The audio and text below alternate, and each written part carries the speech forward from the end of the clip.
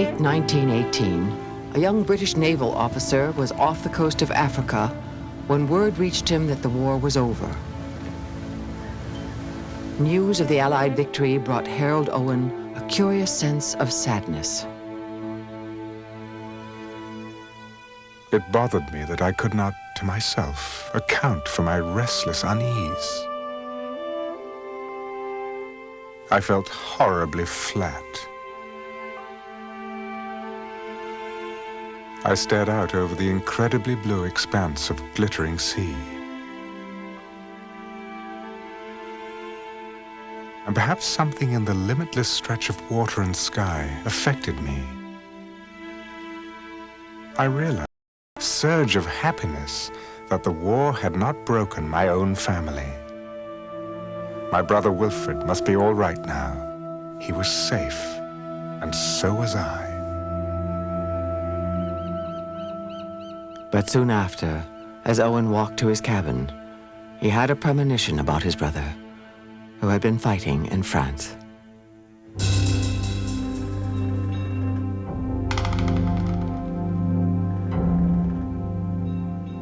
I had gone down to my cabin to write some letters.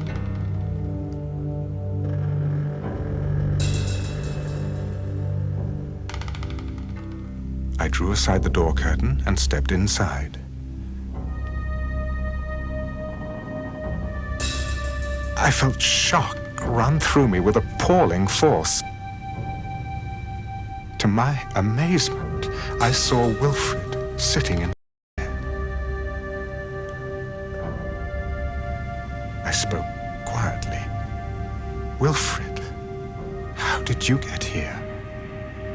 He did not rise, and I saw he was immobile, but his eyes were alive with the familiar look of trying to make me understand.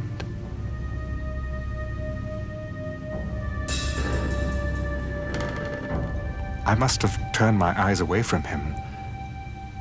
When I looked back, my cabin chair was empty.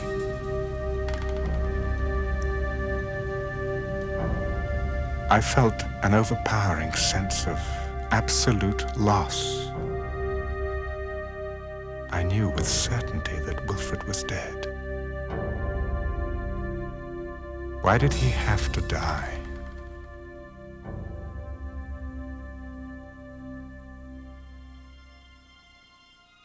More than a month later, Owen received a letter confirming what he already knew. His brother Wilfred was dead.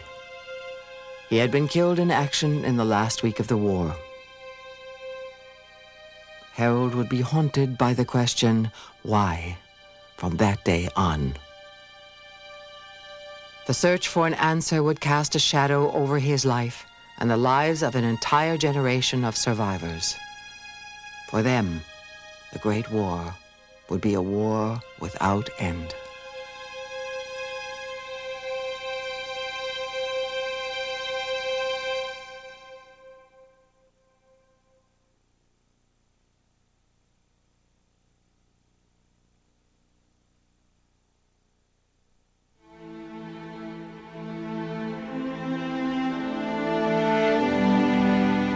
The stage is set.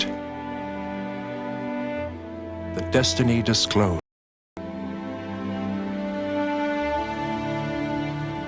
It has come about by no plan of our conceiving, but by the hand of God, who led us into this way. We cannot turn back. The light streams upon the path ahead and nowhere else. Woodrow Wilson had an answer to the question of why so many had died. For him, the Great War was the war to end all wars. His vision of global democracy had met with thunderous applause when he arrived at the Paris Peace Conference at the end of the war. But by the time he left Europe in 1919, most of the cheering crowds were gone. His dreams, too, had been whittled down to their barest essential. A League of Nations to ensure world peace. The League, Wilson declared, was the only way to justify the carnage of the war.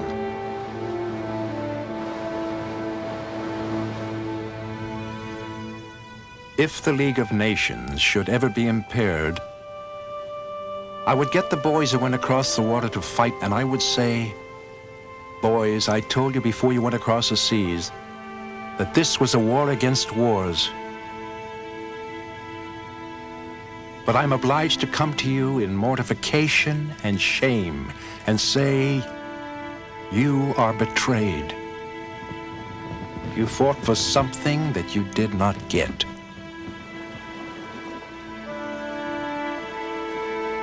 Wilson had decided to risk his political life on the League of Nations. But he lacked enough votes in Congress to pass the treaty. Rather than compromise with his political opponents, he told his wife Edith he would bypass Congress and make an appeal directly to the American public. Towards the end of August, he said that as a last resort, he must go to the country to explain to the people what failure to ratify would mean.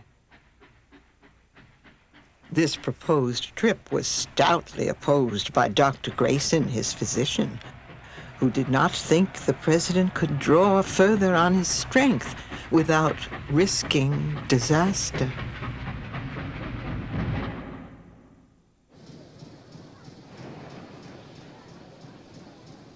Along with his political strength, Wilson's health was failing. He fumbled with note cards when making speeches. His memory was no longer sharp.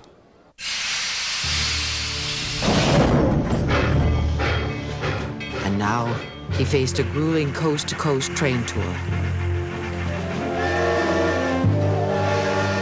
But his life mattered little, he told his wife, compared to the treaty. To my dying day, I shall esteem it the crowning privilege of my life to have been permitted to put my name to a document like this. I want to say that this is an unparalleled achievement of thoughtful civilization. The heart of humanity beats in this document. It is a liberation of the peoples and of the human forces of the world.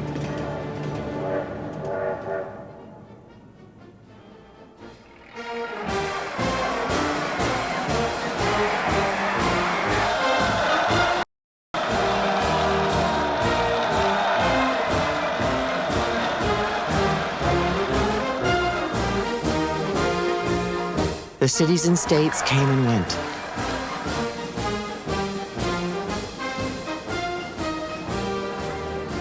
Wilson began to have headaches so severe that he could barely speak. 23 days into the presidential tour, his train pulled out of Pueblo, Colorado. Neither Wilson nor his wife knew it, but he had just made his last public speech. I found him sitting on the side of his bed. He said he had tried to sleep, but the pain had grown unbearable. In the fight of his political life, Wilson was felled by a stroke.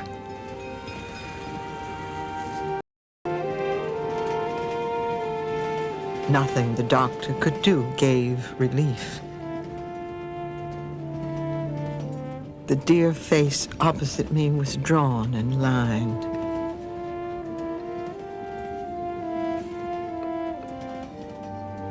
As I sat there watching the dawn break slowly, I felt that life would never be the same.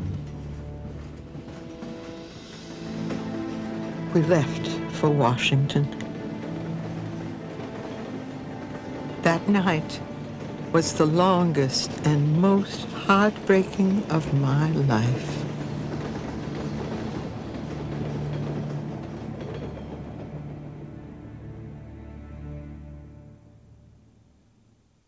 He's stricken with what appears to be, in medical terms, a transient ischemic attack in Colorado. Returns to the White House and has a much larger stroke, apparently, some days after his return. Leaves him partially paralyzed, thick of speech, unable to appear in public for many, many months. And it's in that condition that he has to somehow or other muster his troops for the final battle in the Senate on behalf of the treaty. The White House was reorganized as a hospital. Months passed before Wilson was well enough to carry out his duties.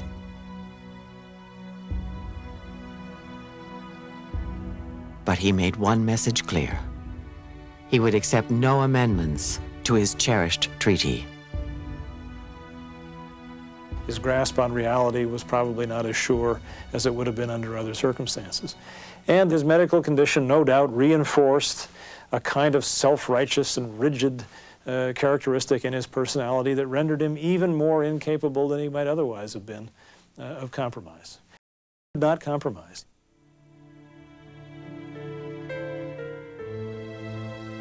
The treaty was voted down. The defeat left Wilson's vision of world peace as broken as the president. Wilson served out the rest of his term an invalid.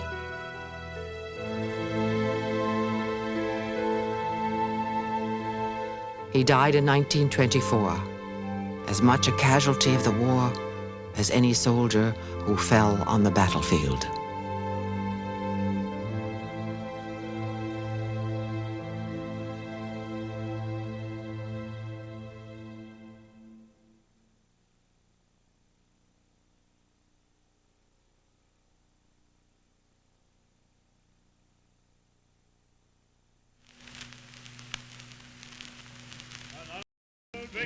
Another little drink, another little drink wouldn't do us any harm. Another little drink, another little drink, another little. We drank farewell to civilization with an air of finality, while Wilmot performed on an upright piano. Wouldn't do us any harm. Another little drink, another little drink, another little drink. We all became confidential and almost emotional.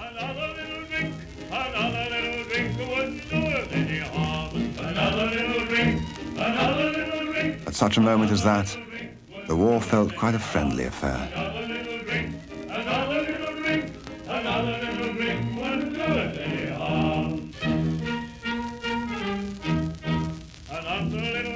As horrible as the war was, it was an experience that many people found positive, productive, and worthwhile.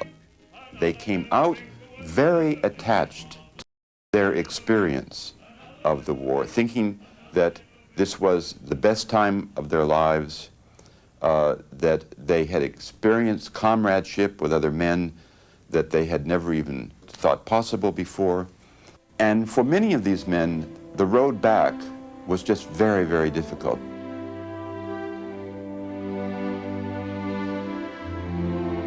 The road back was especially difficult for the British poet Siegfried Sassoon. Throughout his life, he would try to write of other things, but he always found himself returning to the war. The man who endured the war at its worst was everlastingly differentiated from everyone, except his fellow soldiers.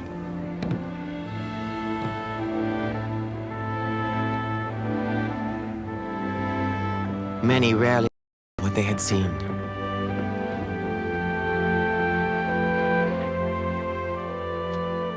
But the maimed had no way of disguising their scars of war.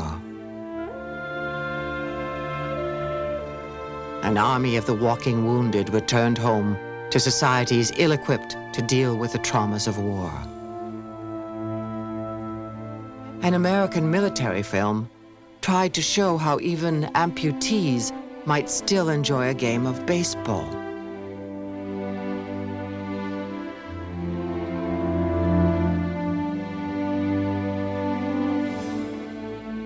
Does it matter, losing your legs?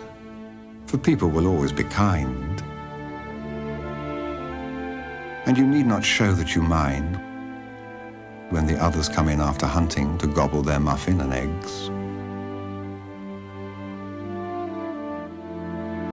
Does it matter, losing your sight? There's such splendid work for the blind. And the people will always be kind as you sit on the terrace remembering and turning your face to the light. Do they matter, those dreams from the pit? You can drink and forget and be glad. And people won't say that you're mad, for they'll know that you fought for your country, and no one will worry a bit.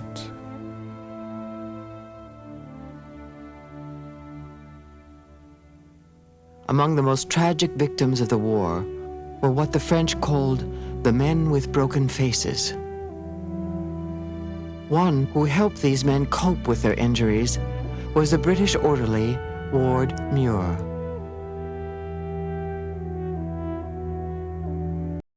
Hideous is the only word for these smashed faces. The skewed mouth, and worse, far the worst, the incredibly brutalizing effects which are the consequences of wounds in the nose. To talk to a lad who 6 months ago was probably a wholesome and pleasing specimen of English youth, and is now a gargoyle, is an ordeal. These were the soldiers who continued to show what suffering in the trenches had meant. They were a continuous reminder of what they had gone through in the gas attack, in the bombardment, in being buried for hours under the earth and being at the brink of psychological collapse. And many of the population did not like to face these war cripples. They did not wish to be remembered continuously of what war was really like. And these bodies were really sites of remembrance. When medical science failed to help these mutilated men, artisans took over. The skills of the sculptor were called upon in special clinics. Using pre-war photos of the patients, sculptors fashioned thin masks to cover the worst wounds.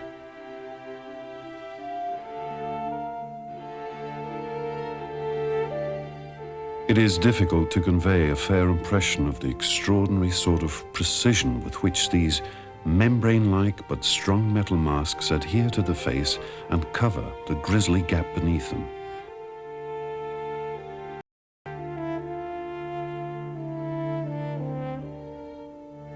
Figure what this means to the patient. Instead of being a gargoyle ashamed to show himself on the streets, he is almost a normal human being and can go anywhere unafraid. Self-respect returns to him, his depression departs. Concealing war wounds was one way of coping with a war that refused to go away. Bringing attention to them was another.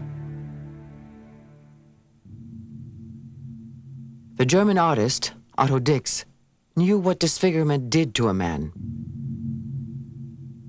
He had been a soldier during the war and was now suffering from nightmares. I'm obsessed with the devil. That is how I know what's up in the world. He painted, he said, to rid himself of the demons of war. After the war, he's actually painting the effects of the war on human bodies. Really, the psychological effect as well, and the mental devastation on the human being, but he images it in the flesh in this really crude, deliberately grotesque manner, because he really wants to shock people. The effects of war are when you see somebody with half their face scoured away walking down the street and you try and look away. The people were already beginning to forget what unspeakable suffering the war had brought with it. It's not the task of artists to correct and convert. They are much too small for that. But they must give their testimony. Dix painted what he saw around him. Former soldiers reduced to selling matches on the street.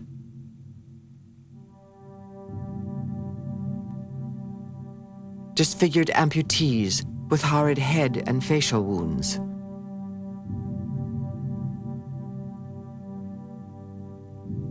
And women who chose prostitution over starvation. Once the war is over, the prostitute and the war cripple are the two most trenchant ways in which you could actually image on a human body the horrors and the degradation of the war. So he implies that the brutalizing done to you, whether as a soldier or as a prostitute in that war, was savage and real.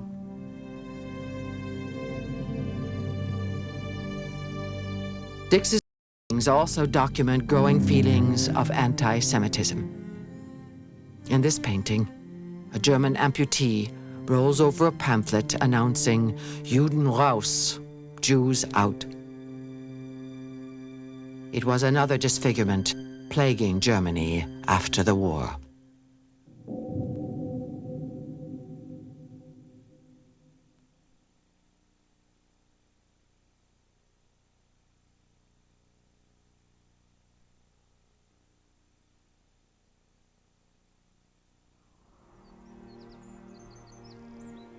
As time passed, the battlefields of the Great War became hallowed ground. They were sites of pilgrimage. Thousands tried to retrace the footsteps of their loved ones. Was there an answer here for the question why so many had died? Those that came soon after the war found the landscape still an open wound, the trenches still littered with human remains.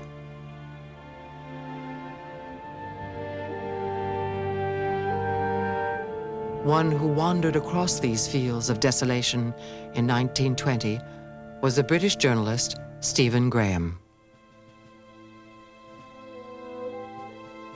The stagnancy has not dried up, but festers still in the black rot below the rushes.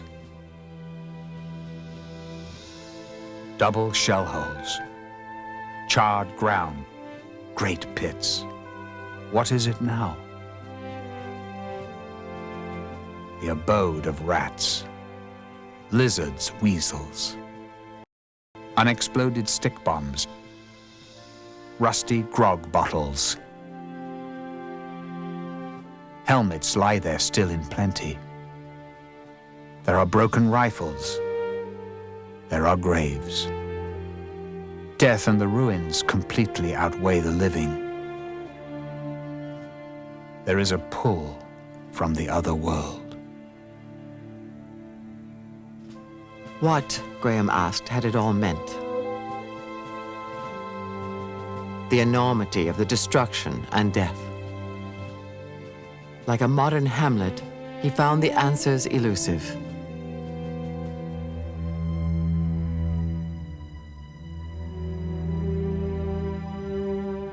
Lying in an old trench, behold, a skull.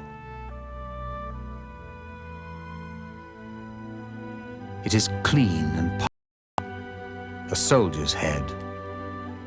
There is a frayed hole in an otherwise perfect cranium. The simplest way to pick it up would be to put a finger in the eye hole and lift it.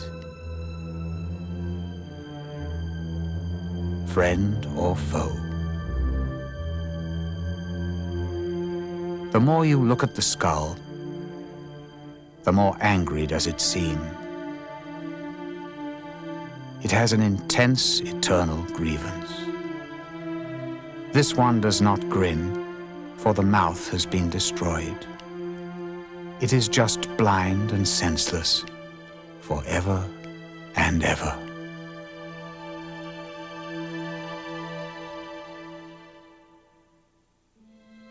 By 1922, the battlefields were cleared and national cemeteries for the dead of the Great War were created.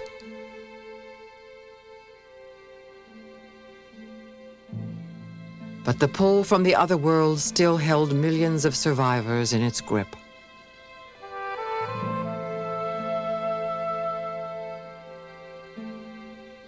One was Katie Kollwitz, one of the great artists of her time.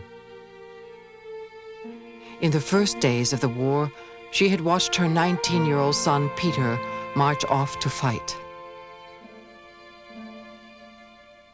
He was killed on his second day in battle.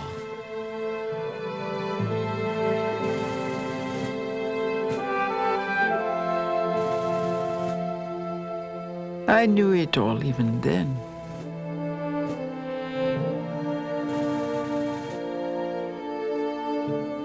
I sat on the bed and wept, wept, wept.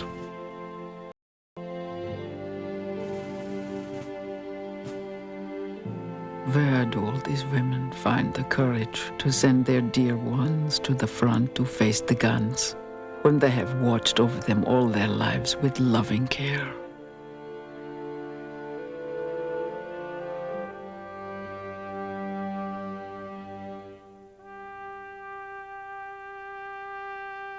Kollwitz's art had always portrayed the hardships of the anguished.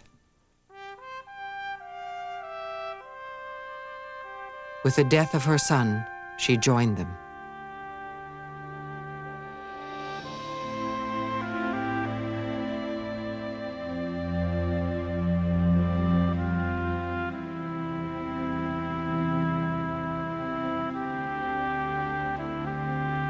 She tried to express her grief by creating a monument to her dead son.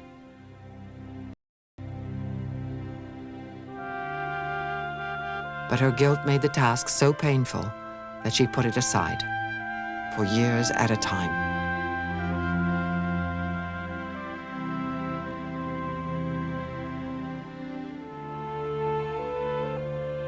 Is it a break of faith with you, Peter, if I can only see madness in this war? But I shall do this work for you and for the others. Dear Peter, I ask you then to be around me, help me, show yourself to me.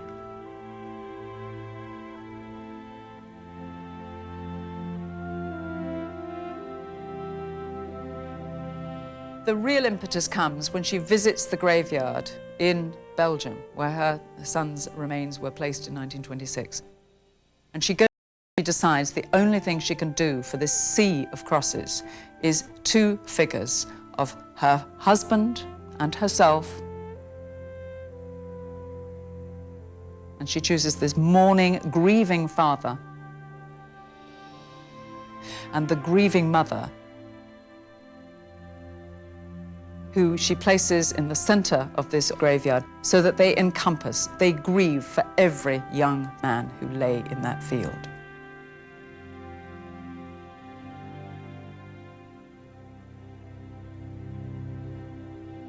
And when she goes to install it in 1932, she describes in a letter home how she goes to look at it, then she goes to her son's grave, and then she walks back to her own image and she weeps and she strokes the cheeks of the figure she's carved to look like herself with her own tears. And it seems to me that that reconciliation, that redemption is what that statue's about. My husband stood close behind me. I heard him whisper, yes. How close we were to one another then.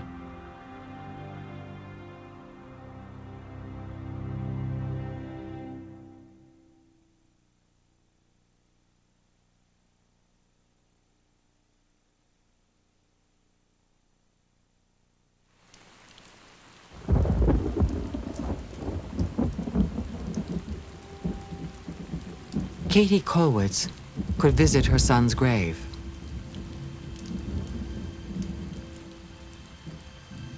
But what of the millions less fortunate? Those who could not afford to make the journey?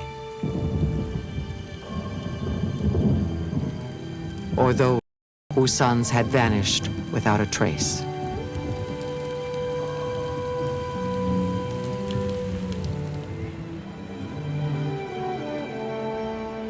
In Britain, the government's solution was the unveiling of a memorial in the heart of London, an empty tomb called the Cenotaph. It commemorated the nearly 1 million dead of the British Empire. But for some, this gesture was not enough. They sought relief in a growing movement called spiritualism.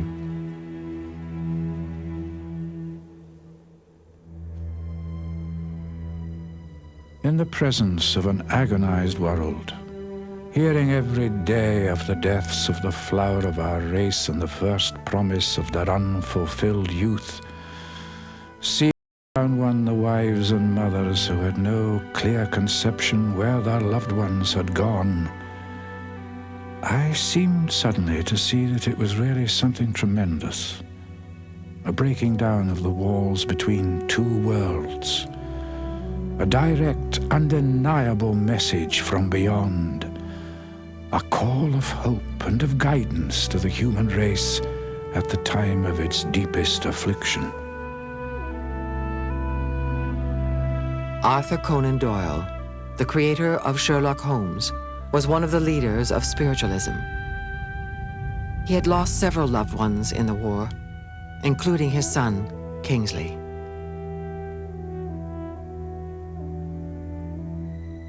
Like others, Conan Doyle found hope in the possibility of communication with the dead.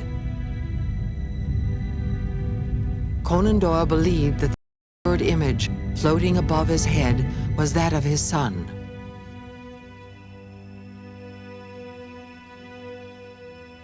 In the wake of the Great War, millions were caught up in the spiritualist resurgence.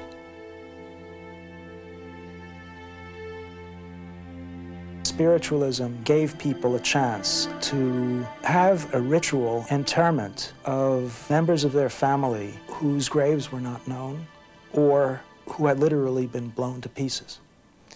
Maybe half of the men who were killed in the First World War had no known graves. The families had no place to go through the rituals of separation. A séance was one of them.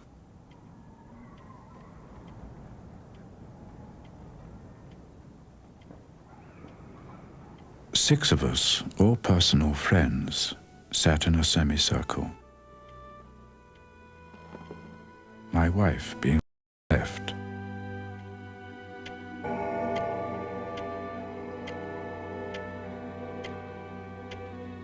Presently, a voice came quite close to my face. Both my wife and I cried out that it was our boy. He began to talk. He tried to console me for his death. I asked, "Are you happy?" He answered, "I am happy now." He put his strong, heavy hand on my head and pressed as solidly as possible.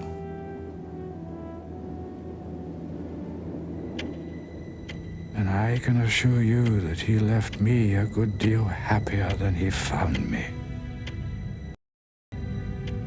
Communicating with the dead was the way Conan Doyle dealt with his pain. He gave up writing Sherlock Holmes stories altogether, but he never escaped the shadow of loss.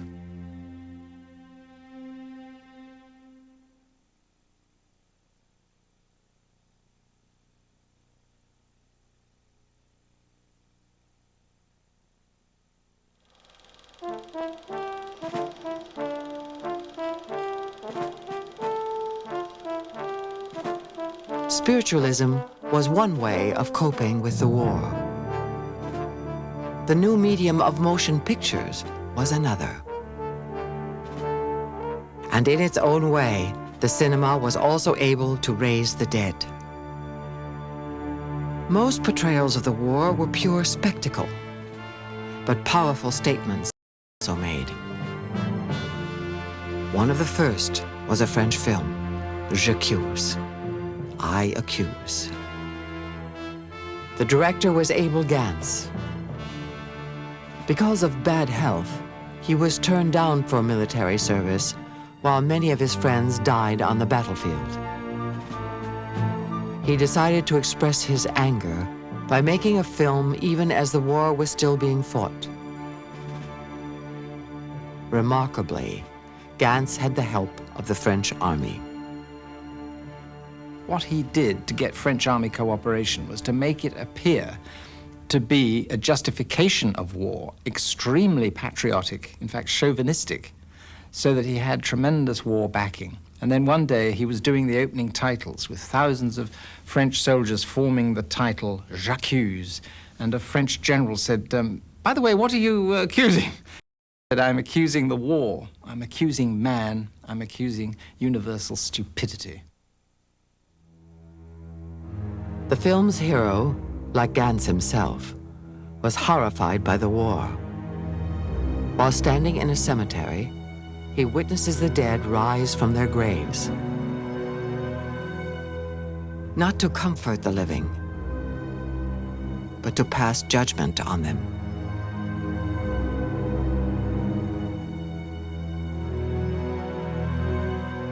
And the corpses come to life and march through the country streets into the villages to ask, has our death been worthwhile? And the hero runs terrified ahead of them, warning the inhabitants, grabbing them and saying, for God's sake, what have you been doing since your husband died? You know, how many men have you been living with? You're going to your husband any minute. And it was so powerful that in some places, certainly in England, women fainted and had to be taken out of the cinema. These ghosts were not actors. They were actual soldiers on furlough. Gance called his cast the dead on leave. After filming the movie, many of these men died in battle. These haunting images are the last visual memories of them.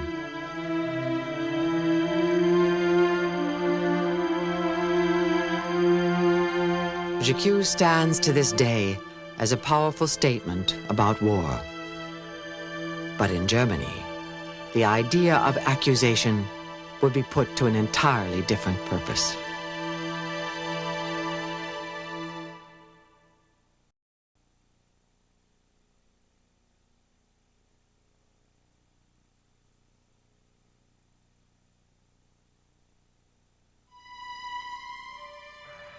The march home from the war was a lingering, bitter memory for German soldiers. They had come back as an army, defeated but unbowed. Many believed they had been betrayed at home, stabbed in the back.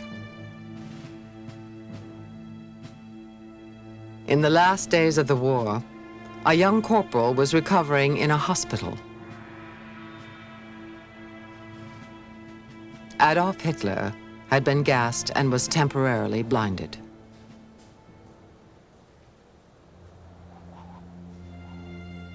It was then that a local pastor broke the news of the armistice.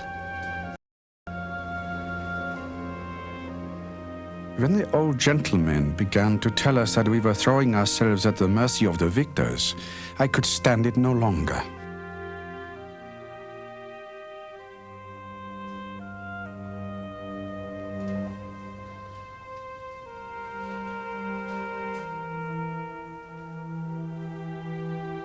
I tottered and groped my way back to the dormitory, threw myself on my bunk and dug my burning head into my blanket and pillow. And so it had all been in vain. In vain, all the sacrifices and privations. In vain, the hunger and thirst of months which were often endless. In vain, the deaths of 2 million who died.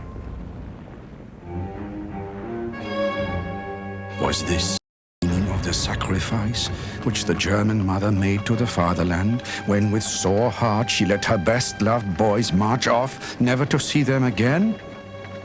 Hatred grew in me. Hatred for those responsible for this deed. In the days that followed, my own fate became known to me. I decided to go into politics.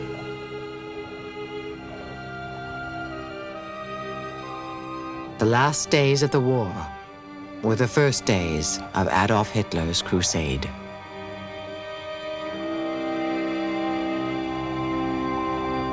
The war is a turning point, and as he sits there in 1918, eyes swathed in bandages, hearing that Germany has lost the war, he is absolutely mesmerized and appalled and dumbstruck that this could have happened.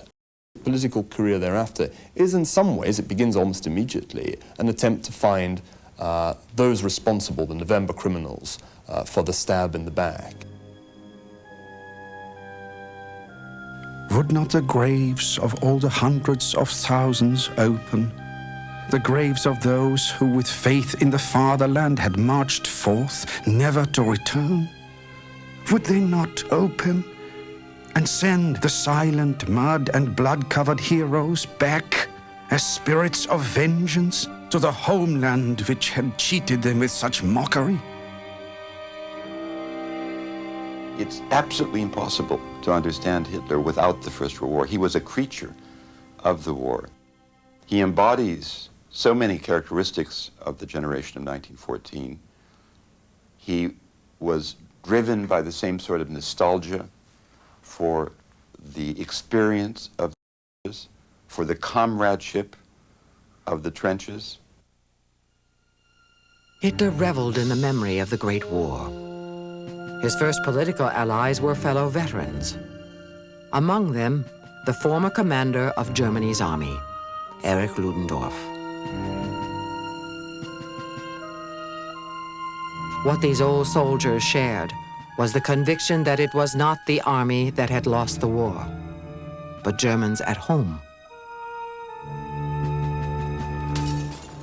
Hitler provided the scapegoat. Jewish radicals who had sparked revolution during and after the war.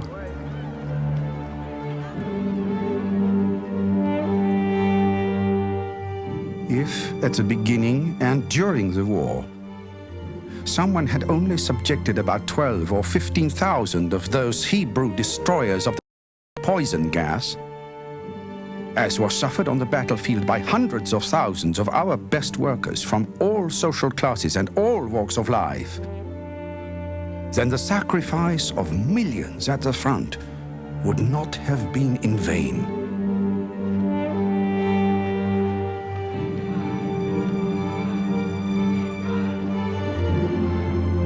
Hitler came to power in 1933.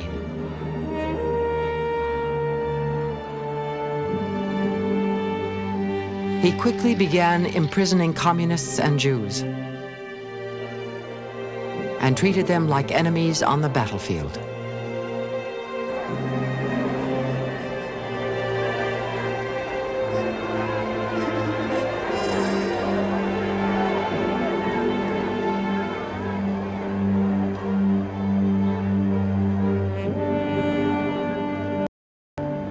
Hitler could not have done what he did without the First World War. It isn't the Second World War that created images of piles of bodies being shoveled into trenches. It's the First World War.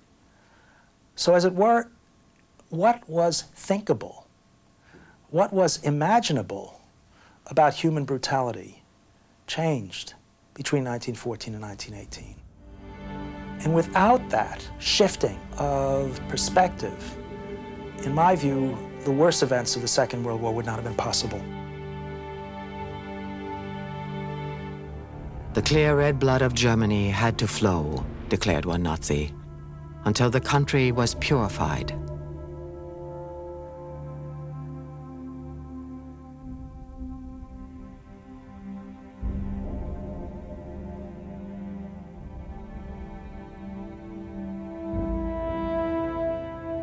Industrial slaughter born in one World War, took on an even more terrible form in the Second.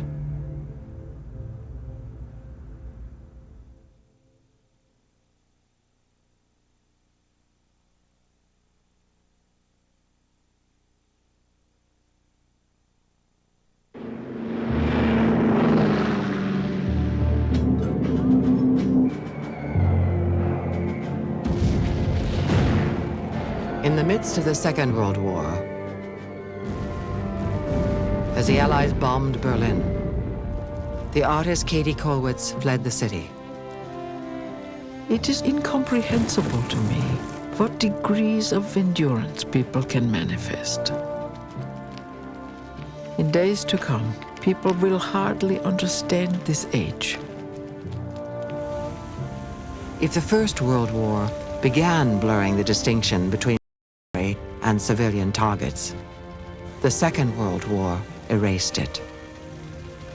For both sides, the bombing of cities became commonplace. What a difference between now and 1914. People have been transformed so that they have this capacity for endurance.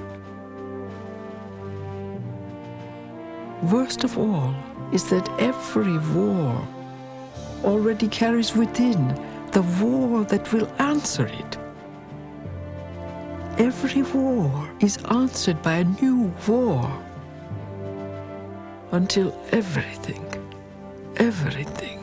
is smashed.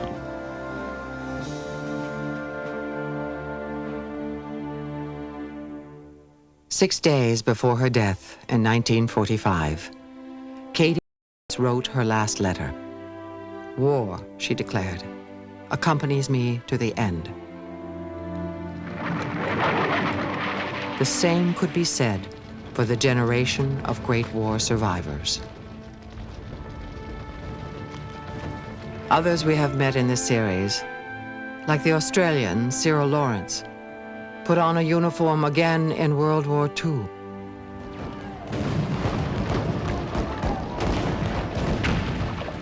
So did the Frenchman Henri Desaignaux. The survivor of Verdun lived to see the liberation of France. Otto Dix was drafted into the German Civil Guard. He was captured by the French and survived the war. Harry Truman, who had fired off the last shots of the First World War, also gave the command to drop the atomic bomb on Japan, ending the Second. Vera Brittain became a pacifist. She took the unpopular stand of opposing strategic bombing in the Second World War. The former Kaiser Wilhelm II died in the midst of World War II.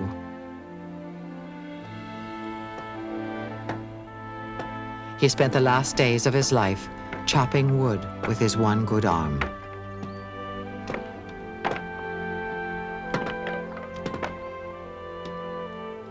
Siegfried Sassoon continued to revisit the trenches of the Great War in his poetry and prose. He died in 1967, still a soldier in his mind and his memories. He couldn't forget, but feared the rest of us would.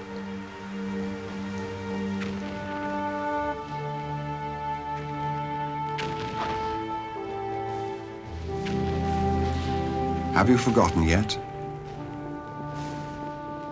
For the world's events have rumbled on since those gagged days, like traffic checked while at the crossing of city ways.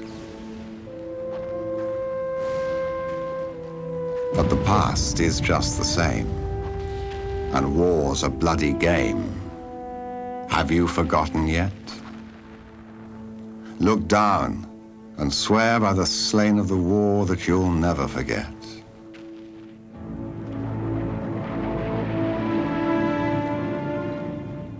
Do you remember the dark months you held the sector at Mametz? The nights you watched and wired and piled sandbags on parapets? Do you remember the rats? And the stench of corpses rotting in front of the frontline trench?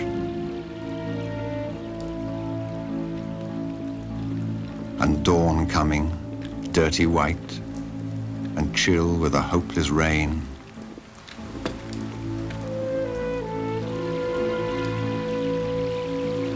Do you ever stop and ask, is it all going to happen again?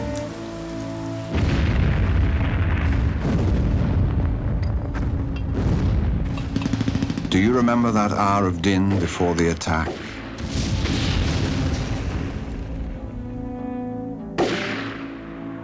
And the anger, the blind compassion that seized and shook you as you peered at the doomed and haggard faces of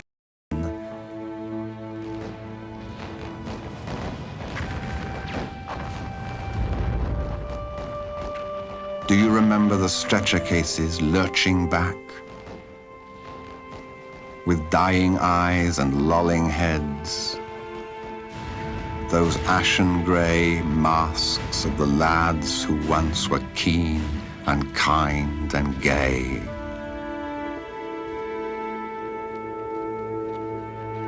Have you forgotten yet?